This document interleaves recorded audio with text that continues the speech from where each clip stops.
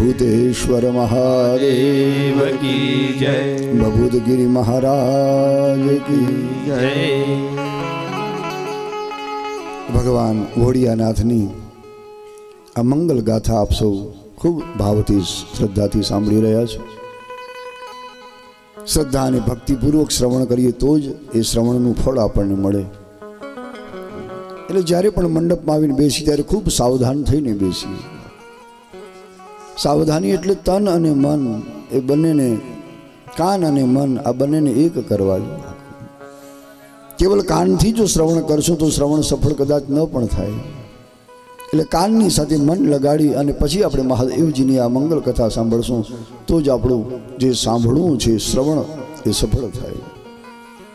આપણે ત્યાં 9 પ્રકારની ભક્તિ બતાવી। 9 ભક્તિમાં પહેલી જ ભક્તિ શ્રવણમ છે। શ્રવણથી શરૂઆત થઈ ભક્તિની। તો તમે બધા જ ખૂબ પ્રેમથી શ્રદ્ધાથી સાંભળી રહ્યા છો। એનો આનંદ છે। સૌનું સ્વાગત। બીજા દિવસની કથાનો આરંભ અમારા જૈમિની ઋષિએ કર્યો। એ કાશીના પુરાણ ઇતિહાસના આચાર્ય છે પોતે। અને મેં ગઈકાલે કહ્યું ને, એટલી આમ કૃપા છે મા ભગવતી અંબાની, ભોળાનાથની। છેટ અમારા દાદાથી આ પરંપરા ચાલી આવે છે। મારા દાદા છગનલાલ પુરાણી તરીકે પ્રખ્યાત હતા। એ એમના સમયમાં કચ્છ વાગડમાં બધે એમનું નામ સારા પુરાણી તરીકે છગનલાલ પુરાણી એમનું નામ। ખૂબ સારા જ્યોતિષ એ પણ કાશીમાં ભણેલા છે। અમારા પિતાશ્રી કરુણાશંકર મહારાજ એમણે 35 વર્ષ પાંડુરંગ દાદાનો જે સ્વાધ્યાય પરિવાર એનું કાર્ય સંભાળ્યું। અઠવાડિયામાં 5 ગામ પોતે ફરતા સ્વાધ્યાયમાં ચિંતની કાપવા માટે। મંગળવારમાં ગાગોદરમાં સ્વાધ્યાય કરે, બુધવારમાં ઘાણીથરમાં સ્વાધ્યાય કરે, ગુરુવારે એ કાનમેરમાં જઈને સ્વાધ્યાય કરે, શુક્રવારે કીડિયાનગર જઈને સ્વાધ્યાય કરે, શનિવારે ઠેઠ પ્લાસવા જઈને સ્વાધ્યાય કરે। અઠવાડિયામાં 5 ગામ પોતે ફરતા પાંડુરંગ દાદાનો જે ગીતાનો સંદેશ, એના એ મંગલ વિચારો પોતે જન જન સુધી પહોંચાડે। આ રીતે 35 વર્ષ અખંડ સ્વાધ્યાય કર્યો અને આ બધાનું ફળ અમને મળ્યું। આંબા છે વડીલોએ વાવ્યા આંબા, અને એની કેરીઓ, એનો મધુર રસ આજ અમે પી રહ્યા છીએ। અને મેં કહ્યું ને કે અમારા અંબાલાલ ભાઈ પણ કથાકાર, અમારા જૈમિની ઋષિ અત્રિ મુનિ ત્યાં ટપકેશ્વરમાં શિવપુરાણ કરેલું। તમને આ ગામના વડીલોને યાદ હશે। 2-3 વર્ષ થયા, વધારે સમય નથી થયો। ટપકેશ્વરમાં અહીંયા ભભૂતગિરિ મહારાજની જગ્યા, ત્યાં જ્યાં ગુફા છે ત્યાં પણ શિવપુરાણની કથા થઈ। અને આયોજન અમારા કાકા શ્રી પ્રેમશંકર કાકાએ કરેલું। છોટા પરના અત્યારે મુંબઈમાં 2 એમની દુકાનો છે। બધો જ ખર્ચ એમણે કરેલો। કથા મારે જ કરવાની હતી, પણ મારી પાસે એ વખતે કાર્તક મહિનામાં સમય હતો નહીં। 3 કથાઓ હતી એટલે મેં ના પાડી। મેં કીધું તમે જાણો છો કે દીકરાઓને પણ કાશી મેં ભણાવ્યા છે, મારો જ જાન ખાસો એ કેમ ચાલે બધાય છે। હવે આ શરીર ઘરડું થયું છે અને ચાલતા શ્વાસ ક્યારે અટકી જાય કોને ખબર છે ભાઈ। આપણે એક સંસ્કૃતના વિદ્વાને લખ્યું કે નિશ્વાસે નહીં વિશ્વાસ કદા વૃદ્ધો ભવિષ્યતિ કીર્તનીયમ અતો બાલ્યાત હરેર નામયો કેવલમ। આ શરીરમાં ચાલતા શ્વાસ ક્યારે અટકી જાય કોઈને વિશ્વાસ નથી, કોઈને ભરોસો નથી। क्या भरोसा है इस जिंदगी का, साथ देती नहीं ये किसी का, क्या भरोसा है इस जिंदगी का। એટલે શરીર હવે વૃદ્ધ તો અમારે જયશંકરમાં તમે યુવાન છો, વૃદ્ધ નથી, અમે બધે સરખા છીએ, પણ એમણે મજાક કરી ભાઈ હવે ઘરડા થઈ ગયા, દાંત પડવા આવ્યા, દાઢો પડી ગઈ, વાળ ધોળા થઈ ગયા, હવે ઘરડા જ કહેવાય ને। 60 વર્ષ ઉપરની 61મું વર્ષ 62મું હમણાં બેસશે મા મહિનામાં શિવરાત્રી પહેલા। વાહ વાહ વાહ, જય હો ધરમસિંહભાઈ, વાહ ધરમસિંહભાઈ કે 500 કથા થશે, જય હો, વાહ તમારો ભાવ વંદનીય છે। જો એમનો 400માં થોડીક ઓછી રહી છે, પણ કે 500 થશે, ખરેખર બહુ સારું, બહુ આનંદ છે ધરમસિંહભાઈ, તમારા ભાવનાને વંદન। એવું થાય તો ઘણું આનંદ છે, પણ હવે મને એમ લાગતું નથી, કારણ કે શરીર થોડું ખખડવા લાગ્યું છે હજુ। તો ટપકેશ્વરમાં કથા હતી અમારા અત્રિ મુનિએ કરી। વ્યાકરણાચાર્ય કાશીનો, ત્યારે ગઢસીસામાં પોતે હાઈસ્કૂલમાં માધ્યમિક શાળામાં અધ્યાપન કરે છે, ભણાવે છે, સંસ્કૃત હિન્દી બધું। તો એ ટપકેશ્વરની કથા અત્રિ મુનિએ કરી। હમણાં જયમિનીને તમે સાંભળ્યા, બહુ આનંદ, ધન્યવાદ છે। મારે ઘરે આવ્યા ધર્મસિંહભાઈને વેલજીભાઈ, ત્યારે મેં વાત કરી આ રીતે કલાક તો મને કે કોઈ વાંધો નહીં પ્રેમથી। અમુક લોકો અમને અનુભવ થાય, કારણ કે ગામડે ગામડે ફરતા હોઈએ ને, અમુક લોકો એમ જ માની બેઠા છે, એવી આમ ગાંઠ મનમાં વાળીને કે વ્યાસપીઠ ઉપર બીજો કોઈ બેસી જ ન શકે, પણ એવો નિયમ ક્યાંય શાસ્ત્રમાં લખ્યો જ નથી। તમે ભાગવત વાંચો, શિવપુરાણ વાંચો, દેવી ભાગવત, બધામાં છૂટ આપી કે મુખ્ય વક્તાની સાથે એક બીજો પણ વક્તા રાખો। આ તો શરીર છે, ક્યારે બગડી જાય, એક સંચો છે, આ યંત્ર। શરીર ક્યારે બગડી જાય ખબર ન પડે। એટલે બીજા પણ વિદ્વાન બ્રાહ્મણ સાથે રાખવા. કદાચ કોઈ મુખ્ય વક્તાનું શરીર બગડી જાય, કોઈ બીમાર અચાનક પડી જાય તો તમારી કથાની ધારા અટકવી ન જોઈએ. આજે આખી ગંગા વહી રહી છે, આખી ભગવાનની કથારૂપી ગંગા, મહાદેવની કથારૂપી મંદાકિની, એની ધારા અટકવી ન જોઈએ. કથા આગળ વધવી જોઈએ. વક્તા ભલે બદલાઈ જાય પણ કથા બંધ ન થાય. આ એ સીધો નિયમ છે. એટલે લખ્યું તમે. અને સ્વામિનારાયણ સંપ્રદાયમાં તમે જુઓ તો સવારની કથા એક વક્તા કરે, બપોર પછી બીજો વક્તા કથા કરે, 3-3 કલાકના વક્તા બદલાતા જાય. એમાં કંઈ ખોટું નથી. અમારા કનકેશ્વરી દેવી છે, એ તો એવી કથા કરાવે છે આ 3-4 વર્ષથી કે 8 દિવસની કથા રાખે ભાગવતની. મહાત્મ્યનો દિવસ અલગ, 7 દિવસ સપ્તાહના, અને 8 વક્તા અલગ અલગ. એમાં દર વર્ષે હું પણ જાઉં છું એક દિવસ કથા કરવા માટે. મારા ઉપર એમનો ભાવ. મને કે નહીં શાસ્ત્રીજી તમારે તો આવું, પણ હું ઘરડો થઈ ગયો, હવે જાન ખાવ નહીં. તો કે નહીં, એમ ના હાલે.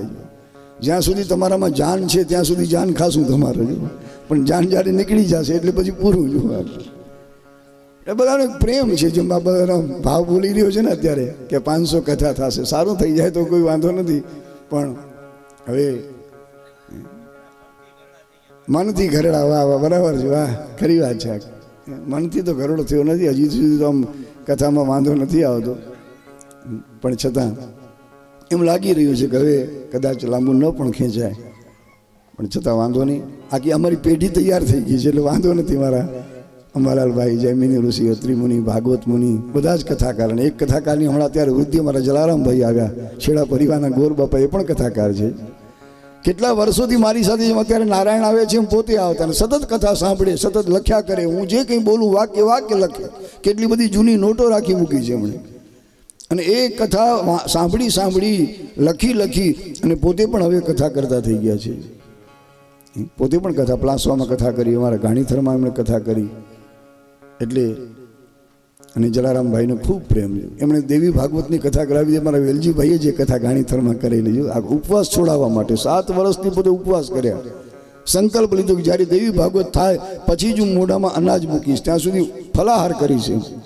ફલાહારમાં જે ચાલે એ પોતે ચલાવી લેતા. બાકી 7 વર્ષ. અને વેલજીભાઈને ખબર પડી કે અમારા ગોર બાપા આ રીતે અનાજ ખાતા નથી, એ કેમ ચાલે, હું દેવી ભાગવત કરાવીશ. ને એમણે કેટલા વર્ષથી અમને કંઈ ખબર નહીં વેલજીભાઈ, પણ એ ગાણીથરમાં કઈ સાલ હતી, 4-5 વર્ષ થઈ ગયા. દેવી ભાગવતનો તમામ ખર્ચ એમણે ઉપાડ્યો અને ગાગોદર બોલાવી પારણા કરાવે એમને 7 વર્ષ પછી. વેલજીભાઈની આ બીજી કથા છે એમનાથી. મોટી કથાની વાત. સત્રની કથાઓ તો ઘણી કરાવી, પણ જેને મહાકથા કહેવાય, ગાણીથરમાં દેવી ભાગવત કરાવી. અને એમાં પણ વક્તા તરીકે મારા ઉપર એમનો કળશ ઢોળ્યો, એમને પોતાનો ભાવ. આ એક પ્રેમ છે તમારો. બાકી કથાકારો તો દરેક મહાન છે, દરેક બરાબર છે. ઉંમર ભલે નાની મોટી હોય, પણ કથાકારે વ્યાસનું સ્વરૂપ ગણાય છે. એ પૂજનીય ગણાય, વંદનીય ગણાય. એમ દેવી ભાગવત, શિવપુરાણ બધા લખે છે. પણ આ રીતે હવે વૃદ્ધાવસ્થા ધીમે ધીમે આવીને, વૃદ્ધાવસ્થામાં શરીરની કેવી દશા થાય તમે જાણો છો. શંકરાચાર્ય મહારાજે લખ્યું કે અંગમ ગલિતમ પલિતમ મુંડમ દસન વિહીનમ જાતમ તુંડમ વૃદ્ધો યાતિ ગૃહિત્વા દંડમ તદપિન મુંચતી આશા પિંડમ. ગડપણ આવે એટલે માણસના એક અંગ ગળવા લાગે, શિથિલ થવા લાગે. યુવાનીમાં જે આપણામાં સામર્થ્ય હોય, શક્તિ હોય, બળ હોય, જે તેજ હોય, જે જોશ હોય, એ પછી ગડપણમાં નથી રહેતું. અનુભવી શકાય. આપણે અનુભવી રહ્યા છીએ કે ગડપણમાં પછી એવું જોશ, એવી શક્તિ નથી રહેતી. અંગ ગળવા લાગે, આંખોની શક્તિ ઘટવા લાગે, કાનની સાંભળવાની શક્તિ ઘટી જાય, જીભની બોલવાની શક્તિ ઘટી જાય, પગમાંથી ચાલવાની શક્તિ ઘટી જાય. એક વખત એવો કે માણસ પૂરપાટ દોડતો હોય રાત દિવસ, છતાં થાકે નહીં, પણ ગટપણ આવે એટલે પછી પગ થાકી જાય. કાળ આવે એટલે પગથી ચાલે માણસને પહેલાં જ. અને પગ ચલાય ત્યારે માનજો કે હવે ચીઠી ફાટી ગઈ છે આપણી. હવે તારી ચીઠીઓ આવી ગઈ, હવે તો રહીને તૈયાર થઈ, હવે તારી ચીઠીઓ આવી ગઈ. જો કાળની નોટિસ આવે પહેલાં, પગ ચલાય ત્યારે માનજો કે હવે વર્ષ ઘટી રહ્યા છે જગતમાં જીવવાના. ફરી નવો જન્મ મળે, નવેસરથી આનંદ કરીએ, વાત જુદી છે. ત્યારે સાવધાન થઈ જવું. અંગમ ગલિતમ પલિતમ મુંડમ અંગમ ગલિતમ પલિતમ મુંડમ દશન વિહીનમ જાતમ તુંડમ દર્શન વિહીનમ જાતમ તુંડમ वृद्धो याति गृहीत्वा दण्डम् वृद्धो याति गृहीत्वा दण्डम् तदपि न मुञ्चति आशापिण्डम् तदपि न मुञ्चति आशापिण्डम् भज गौरीशं भज गौरीशं भज गौरीशं भज गौरीशं भज गौरीशं मूढमते भज गौरीशं मूढमते भज गौरीशं मूढमते भज गौरीशं मूढमते भज गौरीशं भज गौरीशं भज गौरीशं भज गौरीशं भज गौरीशं भज गौरीशं भज गौरीशं भज गौरीशं ભગવાન શંકરાચાર્ય કહે, હે ભાઈઓ બહેનો, જે ગૌરીના સ્વામી છે, જે વિશ્વના સ્વામી ભગવાન ગૌરીપતિ સદાશિવનું ખૂબ ભજન કરી લો, સ્મરણ કરી લો, એની કથાને ખૂબ હૃદયથી દિલથી સાંભળી લો. જગતની વાતો તો ઘણી આપણે સાંભળી, કંઈ બાકી રાખ્યો નથી. દુનિયાની ઘણી વાતો સાંભળી, મારીને તમારી જેની તેની, પણ હવે આપણે જગતની વાતો નથી સાંભળવી. મા જગદંબાની વાતો અને જગદીશ્વર ભગવાન શિવની એ વાતો આપણે સાંભળવા અહીં ભેગા મળ્યા છીએ વાદરગઢના આંગણે. આપણની સાડી પરિવાર, ડુંગરસિંહ બાપાનો પરિવાર, 4 દીકરાઓ મેં ગઈકાલે નામ પણ આપેલા, પત્રિકામાં સરસ બધાના ફોટા પણ છે આખા પરિવારના. એમણે બીડું ઝડપી લીધું અને વાદરગઢના આંગણે. ધારે તો વલસાડમાં પણ કરાવી શકે, મુંબઈમાં પણ ભાઈ ત્યાં છે મણસીભાઈ વગેરે, એ ત્યાં પણ થઈ શકે, અરે ગાગોદરમાં પણ કથા થઈ શકે, પણ એમણે વાદરગઢને પસંદ કર્યું કારણ કે આ પરમ સિદ્ધ પુરુષની આ ભૂમિ છે. ભભૂતગઢજી મહારાજ અહીંયા ખૂબ ભજન કર્યું છે, તપ કર્યું છે, અને એટલા માટે આ તપસ્થલીમાં એમને વિચાર આવ્યો કે ભગવાન શિવના સાનિધ્યમાં એ મહાપુરુષને યાદ કરી એમનું સ્મરણ કરતાં કરતાં ભોળાનાથની કથા કરાવીએ. અને આપ સૌએ વાદરગઢના બધા જ ગ્રામજનોએ, વડીલોએ ખૂબ એમાં સહયોગ આપ્યો છે. એટલા માટે આપ સૌને મારા વ્યાસપીઠ પરથી લાખ લાખ ધન્યવાદ છે. બધાએ ખૂબ સારો સહયોગ આપ્યો. વેલજીભાઈ તો ત્યાં નક્કી કરી આવ્યા હતા જલારામ મંદિરમાં બધા રૂમ કે ત્યાં રહેશું, પણ ગામવાળા કે નહીં, અમે અમારા મકાન ખાલી કરી દઈશું, તમે અહીંયા રહ્યો છો. અને કેટલા બધા મકાનો, આખા મોટા મોટા મકાનો આ પટેલ ભાઈઓએ ખાલી કરી દીધા અમારા માટે, બધા યજમાનો માટે. તમે અહીંયા જ રહ્યો, બસ ગામમાં નજીક રહ્યો, બહુ દૂર શું કામ જાઓ. ખરેખર તમારા ભાવને ફરી ફરી ધન્યવાદ છે. અને જેટલું માણસથી નજીક રહેશે ને એટલું ઘણો આનંદ મળશે, ઘણું સુખ. આજ માણસથી દૂર થવા લાગ્યો છે એટલે જ મુશ્કેલીઓ વધી છે ભાઈ. જેટલી દૂરી એટલી તકલીફો વધે જીવનમાં. જેટલો માણસની નજીક રહેશે, નજીક આવશે, એટલો એને આનંદ મળશે, વધારે સુખ મળશે. એટલે દૂર ન થઈએ, નજીક આવીએ. એટલે નજીક રાખ્યા, ગામમાં જ બધાની સગવડ થઈ ગઈ, મોટા મોટા મકાન ખાલી કરી દીધા, તમે રહ્યો શાંતિથી, નાવ ધો ખાવ બધું. બહુ સરસ આનંદ છે. અને તો જ યજમાનોને આમ આનંદ આવે ને, કેટલો મોટો સપોર્ટ, સહકાર મળ્યો બધાનો. બધાને એમ લાગે કે અમારા જ ઘર છે, અમે ઘરમાં જ રહીએ છીએ બધા જ. એટલો ભાવ અમને જ્યાં સ્થાન ખીમજીબેન ત્યાં મળ્યું ને, સવારથી એક બાથરૂમમાં નળ બગડી ગયા, સવારથી પતિ પત્ની હજી નળીઓ લગાડીને મહેનત કરે છે ચાલુ કરવા. કેટલો પ્રેમ, થાકે નહીં જરા. ખૂબ આનંદ છે કે જેણે વર્ષો સુધી મહાત્માજી અહીંયા તપ કર્યું, જપ કર્યા, નમઃ શિવાયના ખૂબ સેવા કરી, સાધના કરી, એવી એક સિદ્ધ ભૂમિમાં આપણે બધા બેઠા છીએ. આ ભૂમિ કોઈ સામાન્ય નથી. અને આવા સિદ્ધ પુરુષોને જૈન ધર્મના નવકાર મંત્રમાં વંદના કરી છે, નમો સિદ્ધાણમ કહીને. કે આ દુનિયામાં જેટલા સિદ્ધ પુરુષો થયા, જેણે સાધના કરી કરી સિદ્ધિઓ પ્રાપ્ત કરી, એ તમામ સિદ્ધ પુરુષોને અમારા વંદન છે, પ્રણામ છે. પેલો મંત્ર નમો અરિહંતાણમ, બીજો મંત્ર આપ્યો નમો સિદ્ધાણમ. અરિહંતને અમારા નમસ્કાર, અને જેણે જેણે સાધના કરી, સિદ્ધિઓ પ્રાપ્ત કરી, એ તમામ સિદ્ધોને પણ અમારા વંદન છે, નમસ્કાર છે. કારણ કે સિદ્ધિ એમને એમ નથી મળતી, એના માટે બહુ લાંબી સાધના કરવી પડે છે. આજ પણ જે સિદ્ધ પુરુષો થયા તમે એને નજીક જઈને એને પૂછો તો ખબર પડે કે તમને આ સિદ્ધિઓ મળી. એમને મફતમાં થોડી મળે સિદ્ધિઓ. બહુ આ કાયાને તપાવવી પડે, બહુ તપ કરવું પડે છે, બહુ તપ કરવું પડે પછી સિદ્ધિ. તપ વગર સિદ્ધિ ક્યારે મળતી જ નથી. જીવનનું કોઈ પણ ક્ષેત્ર હોય તમારું, જ્યાં સુધી તપ નહીં કરો ત્યાં સુધી તમને સિદ્ધિ ન મળે. જીવનની કોઈ પણ ઊંચાઈને આપણે આંબવી હોય, ઉચ્ચ શિખરને પ્રાપ્ત કરવું હોય, ઊંચાઈ સુધી પહોંચવું હોય, પછી તમારું વ્યાપારનું ક્ષેત્ર હોય તો ભલે, એ કૃષિ ખેતીવાડીનું ક્ષેત્ર હોય તો ભલે, એ કોઈ નોકરીનું ક્ષેત્ર હોય તો ભલે, પણ એમાં ઊંચાઈને પ્રાપ્ત કરવા માટે આપણે આ કાયાને થોડી તપાવવી પડે, તપ કરવું પડે.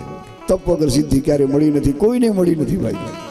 જેટલા જેટલા સિદ્ધ પુરુષો થયા બધાએ ખૂબ તપ કર્યું છે. મેં મારા સદગુરુ મારા ડોંગરે દાદા કહેતા કે જે તપ ન કરે ને, તપ શબ્દને તમે ઊંધો કરો એટલે પત થાય. જે તપ ન કરે એનું પતન થાય. એ તપ શબ્દને ઊંધેથી વાંચો તમે ઉલટો કરીને તો પત થાય. જે તપ ન કરે એનું પતન થાય. માણસ ગમે એટલો ઊંચે ચડી ગયો પણ નીચો પડે અને એને કોઈ ઊભો કરનાર પણ મળતો નથી. એટલે માનવ શરીર તપ માટે જ મળ્યું છે. ભાગવતમાં લખ્યું છે કે બ્રાહ્મણસ્ય હિ દેહોયમ ક્ષુદ્ર કામાય નિશ્ચતે કૃચ્છરાય તપસે ચેહ પ્રેત્યાનંત સુખાય છે. આજે બ્રાહ્મણ શરીર અથવા માનવ શરીર આપણને પ્રભુએ આપ્યું છે તપ કરવા માટે. જપ કરો, તપ કરો, પણ ખોટી લપ ન કરો ભલા થઈને. જપ તપ જેટલું થાય એટલું કરજો જીવનમાં. એ નવકાશીની માળા ફેરવજો. આયમ જે કે પ્રતિક્રમણ જે તમે કરતા હો તે હંમેશા એને વધારતા જાઓ, ઘટાડવો નહીં. 5 માળા ફેરવતા હો તો 10 ફેરવજો, 10 ફેરવતા હો તો 15. થોડી થોડી આપણી ભક્તિ વધવી જોઈએ જીવનમાં. જેમ જેમ ઉંમર વધે એમ થોડું ભજન પણ વધવું જોઈએ. પણ આજે આપણે ભજન નથી વધારતા, ખાઈ ખાઈને શરીરનું વજન જ વધારીએ છીએ. એમાં અત્યારે શિયાળો છે ને, અડદિયાનો શિયાળો, અડદિયા લોકો બહુ ખાય. પાછા મહિને મહિને માપવા જાય કે આટલા બધા અડદિયા ખાધા, 2-4 કિલો તો કંઈક વધ્યું હશે ને, હાલો ને જરા વજન કરાવતો આવું. આપણા સંતો કહે છે કે ભાઈ થોડું ભજન વધારજો, ખાઈ ખાઈને શરીરનું વજન ન વધારજો. વળી વજન વધી જશે તો પાછું ઘટાડવાની ઉપાધિ થાય ને. ઘણા ડાયટિંગ કરે, ઘણા એમ સવારના મોર્નિંગ વોક કરવા દોડતા હોય છે આમ મુઠ્ઠીઓ વાળીને. બહુ વધી જાય શરીર તોય તકલીફ. હે જીમમાં જાય, જીમમાં જાય ને કેટલી આમ કસરતો કરે ને ઘણું આમ બિચારા કરતા હોય શરીર ઘટાડવા માટે. પણ એના કરતાં ભજન વધારજો ભાઈ. કારણ કે ભજનથી મોટું દુનિયામાં કાંઈ નથી. સૌથી શ્રેષ્ઠ હોય તો ભજન છે. આપણે એક સંસ્કૃતના વિદ્વાને લખ્યું કે સતમ વિહાય ભોક્તવ્યમ સહસ્રમ સ્નાનમાચરિત લક્ષમ વિહાય દાતવ્યમ કોટિમ ત્યક્ત્વા હરિમ ભજેત. 100 કામ પડતા મૂકીને ભોજન કરી લેવું. 100 કામ એક બાજુ મૂકી દેવાને ભોજન કરી લેવા. જમવાની વાત તો બધાને ફાવે એવી છે, ગમે એવી છે. ખાવાની વાત કોને ન ગમે. 100 કામ એક બાજુ મૂકી દઈ અને ભોજન કરી લેવું. પણ એટલેથી અટક્યા નથી આપણા આચાર્યો. એમણે આગળ લખ્યું કે 1000 કામ પડતા મૂકી અને સ્નાન કરી લેવું. આ દેહની શુદ્ધિ જરૂરી છે. સ્નાન કર્યા વગર કોઈ પણ ધર્મ કાર્ય થઈ શકે નહીં. તમારે પૂજામાં જવું હોય, દેરાસર જવું હોય, મંદિરમાં જવું હોય, હોમ હવનમાં બેસવું હોય, પૂજાપાઠમાં બેસવું હોય તો આપણે સ્નાન કરી પવિત્ર થવું પડે. એટલે 1000 કામ પડતા મૂકી સ્નાન કરીને એમાં જ્યારે આ ભગવાનની કથારૂપી આ ગંગા જ્યારે વહેતી હોય ત્યારે જરૂર એમાં ડૂબકી મારી લેવી. 1000 કામ એક બાજુ મૂકી દેવાય. અને મહાદેવજીની કથા એ મંદાકિની છે, ગૌરીનાથની આ કથા ગંગા છે, ભગવાન ભોળિયાનાથની આ કથા ભાગીરથી છે. આજ બાદરગઢને આંગણે વહી રહી છે. જેમ ભગીરથને ઓલી ભાગીરથી ગંગાને ભગીરથ નામના સૂર્યવંશી રાજા એ ધરતીમાં લઈ આવ્યા. એમાં કથારૂપી ગંગાને આજ બાદરગઢને આંગણે અમારા આ છેડા પરિવારે ઉતારી છે. તો એમાં ડૂબકી મારી લેવી. સ્નાન એ શ્રેષ્ઠ છે. સ્નાન વગર ધર્મ કર્મ ક્યારે સફળ થતા નથી. એટલા માટે કહું છું દેહની શુદ્ધિ પણ એટલી આવશ્યક છે. ત્રીજી વાત કરી લક્ષમ વિહાય દાતવ્યો. 1,00,000 કામ પડતા મૂકી અને દાન કરી લેવું જોઈએ. ઈશ્વરે આપ્યું હોય 1,00,000 કામ પછી કરવા, દાન કરી લેવું. દાતવ્યમ. તમે ગઈકાલે પણ દાનનો મહિમા મેં તમને કહ્યું હતું કે ધનના 3 જ માર્ગ છે: દાન, ભોગ અને નાશ. ચોથો કોઈ રસ્તો છે જ નહીં. જે માણસ નથી દાન કરતો, નથી પોતાના માટે ઉપયોગ કરતો કે નથી પરમાર્થમાં વાપરતો, એના ધનનો નાશ થઈ જાય. એ સંપત્તિ એને છોડીને ચાલી જાય, પછી ગમે તેના હાથમાં જાય. પણ આપણા હાથમાં નથી રહેતી. હકીકત છે, વાસ્તવિકતા છે. તો લાખ કામ પડતા મૂકી દાન કરી લેવું. છેલ્લે તો અદ્ભુત વાત કરી કે કરોડો કામ પડતા મૂકી અને ભગવાન ભોળિયાનાથને ભજી લેવું. ભજનથી મોટું બીજું કોઈ નથી જગતમાં. જો કોટિમ ત્યક્ત્વા શિવમ ભજેત અથવા હરિમ ભજેત. કરોડો કામ એક બાજુ મૂકી દે, બીજા મારા સંસારના વ્યવહારના કામ પછી કરીશ, પહેલાં મારું ભજન કરી લઉં. ભક્તિને ક્યારે અટકાવવી નહીં કે હવે આજ નહીં, આમ રોજ માળા ફેરવો તો પણ આજ બહુ કામ બહુ આવી ગયું છે એટલે કાલ કરીશ. નહીં, કાલ ઉપર રાખજો નહીં. क्योंकि काल काल के हाथ, काल છે આપણા હાથમાં નથી, એ કાળના હાથમાં છે. કાલ કાલ કે હાથ, એટલે કાલ ઉપર ન રાખવું ભજનનું કે નહીં આજ આજ બહુ કામ આવી પડ્યું છે એટલે આજ નથી કરવું, હવે આ માળા કાલ કરી, કાલ 5 ને બદલે 10 ફેરવી નાખ, પણ એમ ન ચાલે. રોજ એક નિયમપૂર્વક જેટલો નિયમ તમે પાડશો જીવનમાં એટલો જ આનંદ આવશે. નિયમનો ત્યાગ ન કરીએ, એને તોડીએ નહીં, એને છોડીએ નહીં. જેટલા નીતિ નિયમથી જીવશું જીવનમાં એટલો જ આનંદ મળશે. અને એક દિવસ એ સચ્ચિદાનંદ બ્રહ્મ ભગવાન શિવ સુધી પણ આપણે પહોંચશું. શિવ અને જીવની એકતા થઈ જશે, એક રૂપ બની જશે જીવાત્મા ભગવાન શિવ સાથે. એટલે જેમ મને એમ નિયમોને તોડવાની, ભક્તિ વધારતા જઈએ, ભજન થોડું વધારતા જઈએ. અને જેટલા જેટલા તમે જાણો છો ભજનાનંદી સંતો આપણા ભારતમાં થયા છે, એની પાછળ દુનિયા ગાંડી થઈને દોડતી હોય છે. એના દર્શન માટે આમ હજારો માઇલ દૂર પહોંચતા હોય છે. આ ભજનનો પ્રતાપ છે ને ભાઈ. શા માટે આપણા કામકાજ છોડીને આપણે આમ સેંકડો ને હજારો કિલોમીટર દૂર જઈને એના દર્શન કરીએ, એને વંદન કરીને આશીર્વાદ લઈએ? એ કઈ શક્તિ છે? જેમ લોહ ચુંબક લોઢાને ખેંચે, આ ભજનાનંદી સંતો આપણને ખેંચતા હોય છે. લોકો ખેંચાઈને ત્યાં જાય અને ખાલી દૂરથી એક વખત દર્શન થઈ જાય ને તો કેટલા રાજી થાય કે જેના માટે હું આવ્યો, આજ મને દર્શન મળ્યા, મારું જીવન ધન્ય થઈ ગયું, સફળ થઈ ગયું. આ બધો ભજનનો પ્રતાપ છે. અને આવા ભજનાનંદી સંતો આપણા દેશમાં ઘણા થયા છે. ઘણા લોકો દુનિયા ગાંડી થઈને દોડે એની પાછળ, હજારોની લાખોની સંખ્યામાં લોકો એની પાછળ દોડતા હોય છે. આ છે ભજનનો મહિમા. એટલા માટે સૌરાષ્ટ્રના ભક્ત મહિલા અમરમાં લખે, હે મેં તો સીધરે જાણીને તમને સીધરે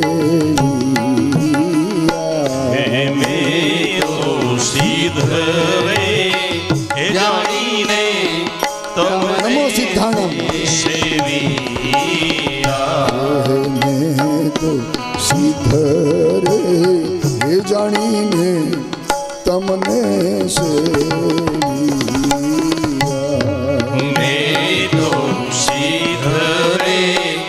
જાણીને તમને સેવિયા. મારા રુદિયામાં દિવસ ને રાત એ જીવન ભલે ને જાગી.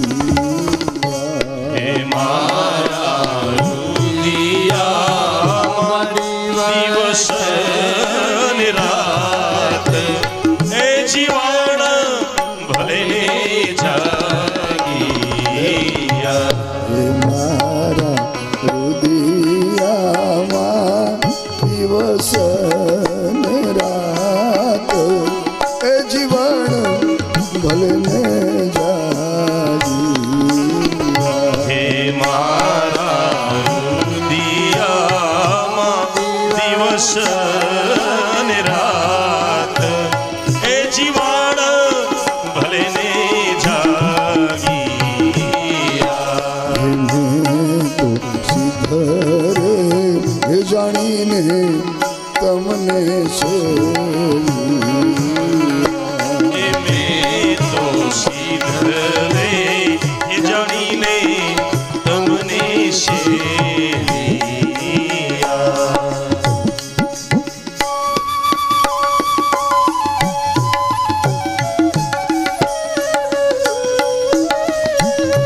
ભગવાન શિવની કથા સાંભળવા, ભગવાન ભોળિયાની કથા સાંભળવા મારા ભાગવતના ભગવાનજીભાઈ શિવજીભાઈ બધા જ આવી ગયા છે.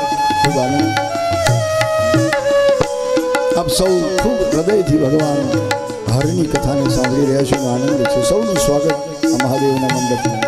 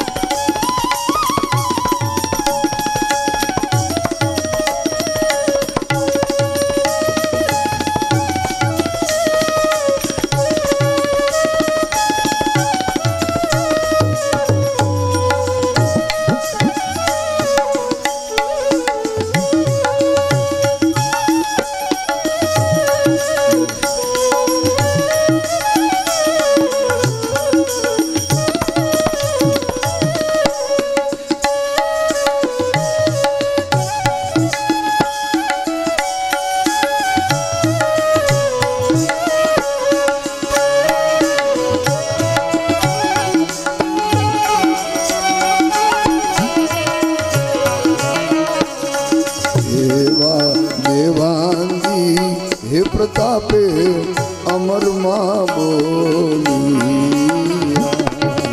દેવા દેવાંગી એ પ્રતાપે અમરમાં બોલિયા દેવા દેવાંગી હે પ્રતાપે અમરમાં બોલિયા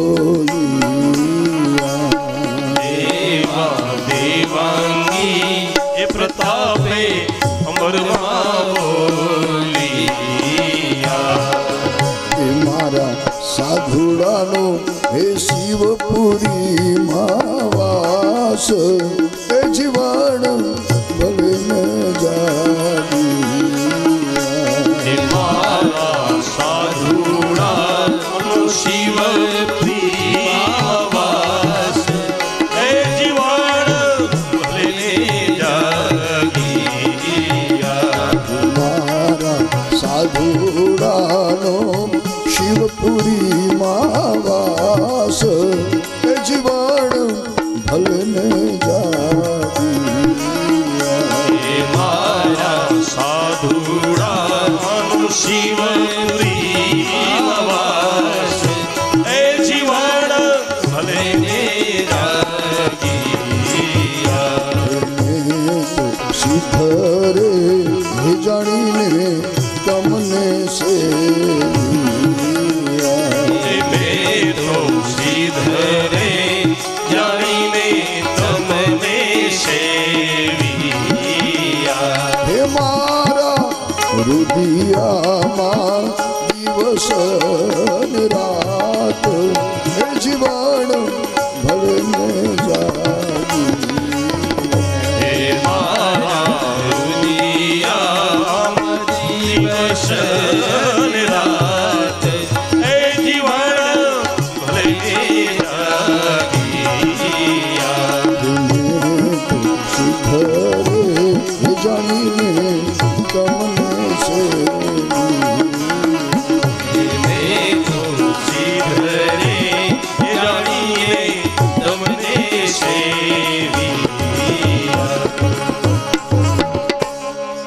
સાધના વગર સિદ્ધિ મળતી નથી. જેને જેને સિદ્ધિઓ મળી બધાએ ખૂબ આ કાયાને તપાવી છે, ખૂબ તપ કર્યું છે.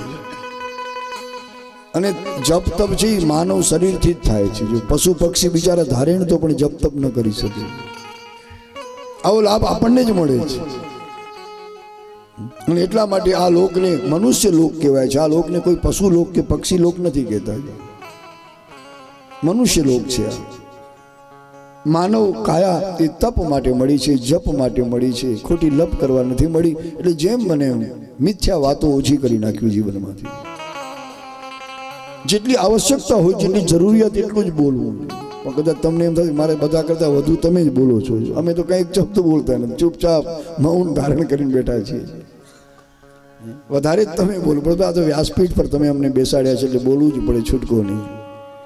વક્તાનો અર્થ થાય છે, વક્તા એટલે બોલનાર, જે વક્તવ્ય આપે, જે કંઈક બોલે, કંઈક સારું કહે, કંઈક સાચું કહે, આપણા હૃદયમાં ઉતરે એવું કહે, આપણા જીવનને જગાડે એવું કંઈક કહે, જે આપણે સાચા અને સારા માર્ગે ચલાવે એવું કંઈક કહે, એને વક્તા કહેવાય. અને બોલવા માટે જ બેસાડ્યા છે, પછી તમારે બોલવું જ પડે ને. માની લો કે અત્યારે પદ્માસન વાળી આંખ બંધ કરી સમાધિ લગાડીને બેસી જઈએ તો તમને એમ થાય કે મારે બધું જ ભૂલી ગયા લાગે, હાલો ઘર ભેડા થાવ, રસોડાની વાટ પકડો, હવે ભૂખ લાગી જ જોઈએ.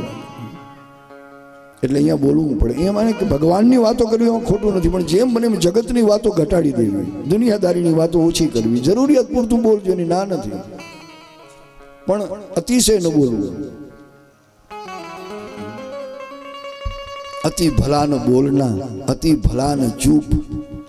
કબીર સાહેબ લખે કે અતિ ભલા ન બોલના, અતિ ભલા ન ચૂપ. અતિ ભલા નહીં બરસના અને અતિ ભલા ન ધૂપ. બહુ બોલવું સારું નહીં, બહુ ચૂપ રહેવું, એક શબ્દ બોલવું નહીં તો પણ નકામું. બોલવું પણ પડે કે જે જરૂર ત્યાં તેમ જરૂર બોલજો. પણ આપણે ત્યાં કહેવત પડી કે ન બોલ્યામાં 9 ગુણ છે, ન બોલવામાં 9 ગુણ. પણ બીજી એક કહેવત પડી કે બોલે એના બોર વેચાય. પણ આપણે ક્યાં બોર વેચવા જ ભાઈ? ઓલી બોરવાળી નીકળી ને સૂંડલો ભરીને આપણે ગામડામાં બોર વેચવા આવે. આપણને ખબર પડે આગળ નાના હતા ત્યારે બાજરાના ડબલા ભરીને દોડતા. એ ડબલું ઓલા સૂંડલામાં ઠલવી દે, ઓલું ડબલું એ બોરથી ભરી દે. નાના નાના લાલ ચટક બોર વીણી આવે વનમાંથી, બોલે એના બોર વેચાય. પણ બધા વેચનારા વેચે, આપણે ક્યાં વેચવા છે? ના બોલો, મૌનનો આપણે ત્યાં બહુ મહિમા છે. જેણે જેણે તપ કર્યું છે, જેણે જેણે સાધના કરી, બધાએ ખૂબ મૌન રાખ્યું છે. પદ્માસન વાળી આંખ બંધ કરી મૌન ધરી અને આત્મચિંતન કરતા હોય છે. આ જરૂરી છે. એટલે જેમ બને એમ જગતની દુનિયાદારીની વાતો ઘટાડી દેવી અને ભગવાનની વાતો ખૂબ કહેવી, ખૂબ સાંભળવી જોઈએ. ખૂબ સાંભળજો, ખૂબ કહેજો. તમે ભગવાનની વાતો આવડતી હોય તો લોકોને સંભળાવજો પ્રેમથી, એમના કંઈ મનાઈ નથી. એટલે જગતની વાતો આપણે ખૂબ સાંભળી, હવે જગદીશ્વરની વાતો સાંભળવા આપણે આ મંડપમાં બેઠા છીએ. ભગવાન ભોળિયાનાથની, વિશ્વનાથની આ મંગલ કથા, શિવ મહાપુરાણ, એનો વિધિ અધ્યાય, 2 અધ્યાયમાં એની વિધિઓ બતાવી. કોઈ પણ કર્મ જ્યારે વિધિપૂર્વક આપણે કરીએ તો જ એની સિદ્ધિ મળે, સફળતા નહીં તો ન મળે.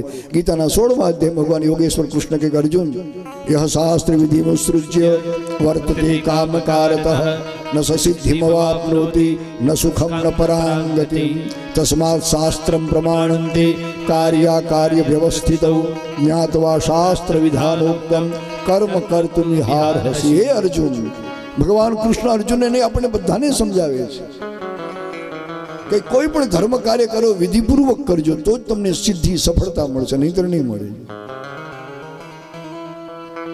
પણ કેટલાક માણસો બહુ આજ સ્વચ્છંદી બન્યા. કળિયુગ છે ને, એ શાસ્ત્રની વિધિઓને નથી માનતા. એ વિધિ કરાવનાર ભૂદેવોને પણ કેટલાક નથી માનતા. એક ભાઈ મને કે બ્રાહ્મણ તો મજૂર છે, મજૂર મૂલી કથા લેવા આવ્યા હતા. મેં એને રવાનો કર્યો, ભાઈ તું ભાગ, તું કદાચ કરોડપતિ તારા ઘરનો, તું બ્રાહ્મણોને મજૂર માને છે? બ્રાહ્મણ ધરતીનો દેવતા છે, મજૂર નથી. સ્વર્ગના દેવોને હજી મેં કે તમે ક્યાં જોયા છે? તો સ્વર્ગમાં જોશું કે દેવતા કેવા રૂડા રૂપાળા છે, પણ ધરતીનો દેવતા હોય તો એ બ્રાહ્મણ છે. આ બનેલી ઘટના છે. કરોડપતિ માણસો તો મુંબઈમાં રહે છે, પટેલ જીપ ભરીને આવ્યા મારી પાસે કથા લેવા માટે. અહીં બોલતા બોલી ગયો, બ્રાહ્મણ તો મૂલી છે, મજૂર. મજૂરી આપણે 200 રૂપિયા દિવસના આપણે 250-300 આપીએ. અને મારી આંખ લાલ થઈ. આને થોડોક પાઠ તો ભણાવવો પડશે. પોતાને કરોડપતિ માને, ઠીક છે, અમારે ક્યાં તારી પાસે માગવા આવું છે? અમે નારાયણ હરિ કરનારા બ્રાહ્મણ નથી.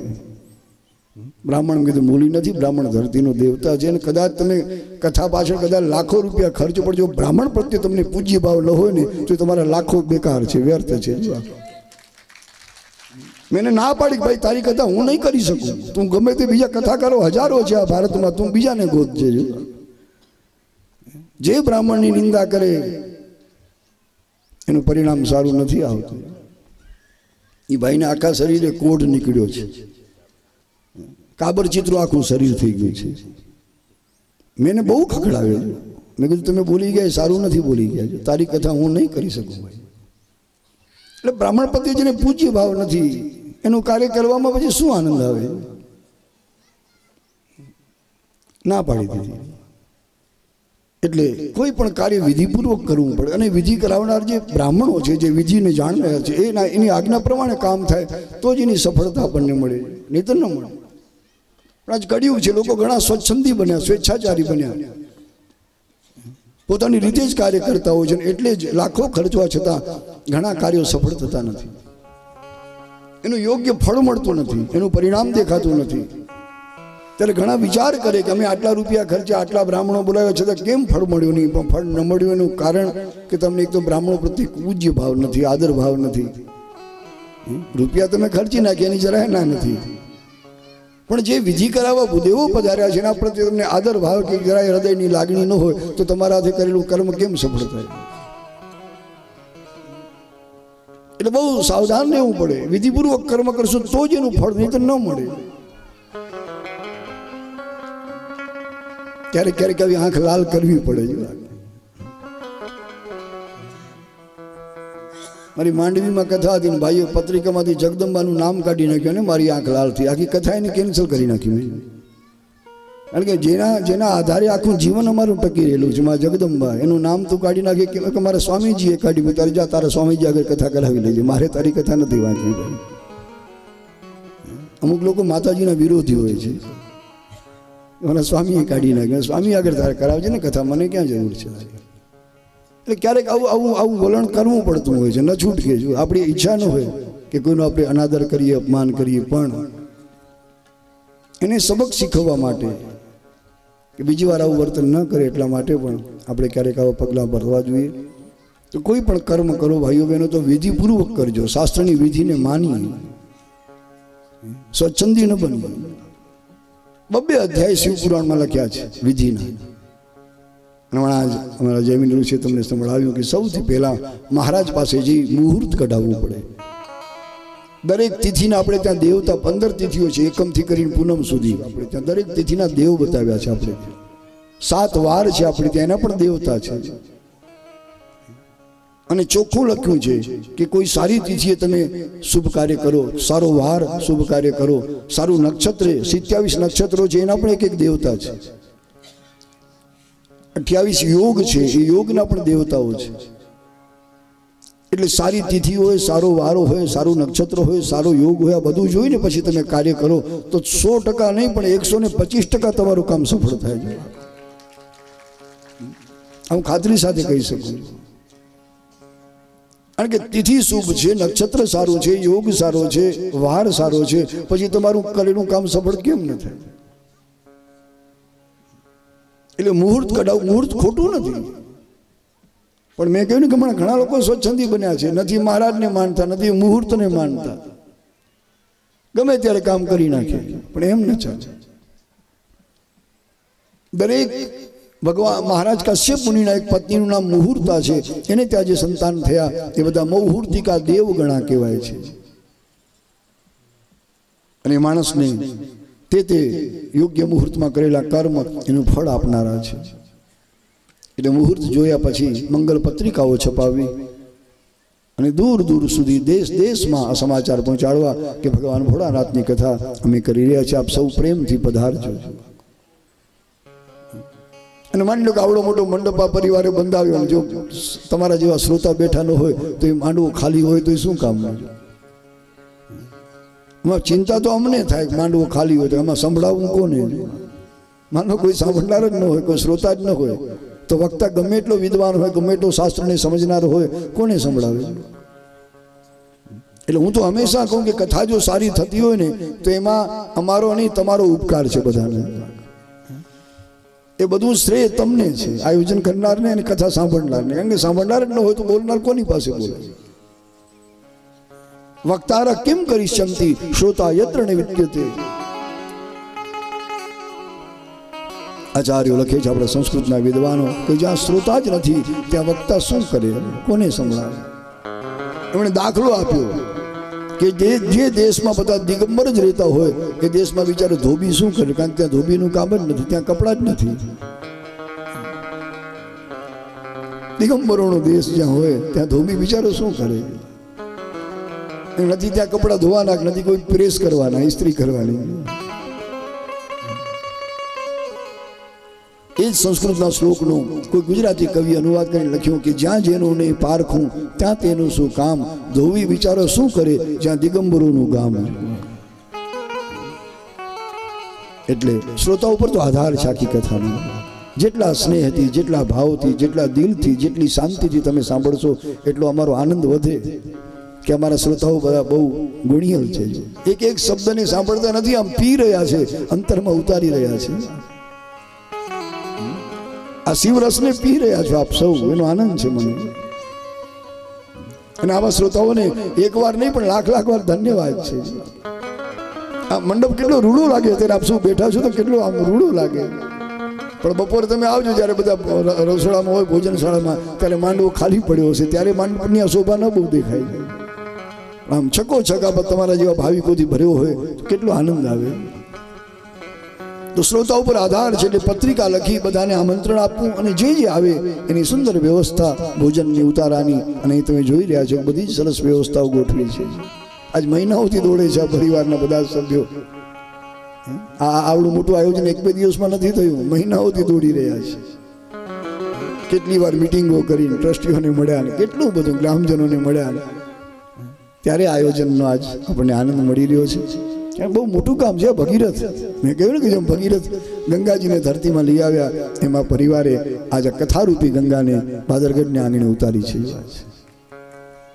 જેમાં ડૂબકી મારી આપણે આપણી જાતને ધન્ય બનાવી રહ્યા છીએ, શુદ્ધ બનાવી રહ્યા છીએ, પાવન કરી રહ્યા છીએ. ભગવાન મહાદેવની કથા એ ગંગા છે.